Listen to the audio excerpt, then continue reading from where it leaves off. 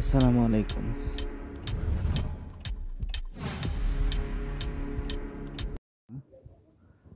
সম্মানিত ছাত্রছাত্রীবৃন্দ, প্রিয় ছাত্রছাত্রীবৃন্দ, যারা এসএসসি পরীক্ষা 2025-এ অংশগ্রহণ করবে তাদের জন্য কেমিস্ট্রি থেকে একটি গুরুত্বপূর্ণ প্রশ্ন হচ্ছে, প্রশমন বিক্রিয়া কি এবং প্রশমন বিক্রিয়ার উদাহরণটা দাও।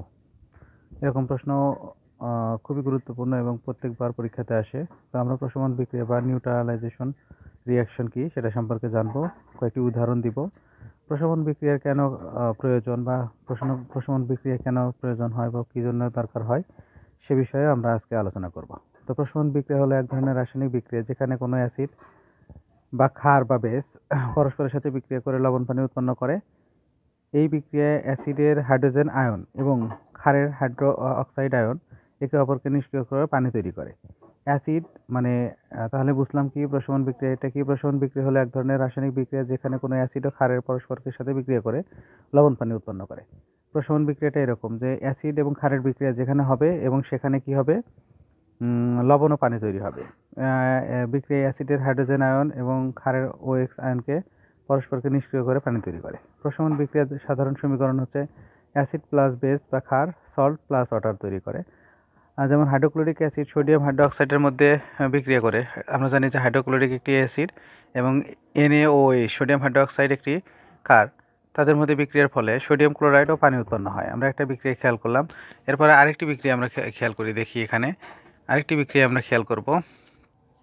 সেটা হচ্ছে হাইড্রোক্লোরিক অ্যাসিড হিসেবে কাজ করে সোডিয়াম হাইড্রোক্সাইড, ক্ষার হিসেবে কাজ করে সোডিয়াম ক্লোরাইড একটি লবণ এবং H2O পানি তৈরি হয়। অথবা গন্ধক অ্যাসিড বা সোডিয়াম হাইড্রোক্সাইডের মধ্যে বিক্রিয়া।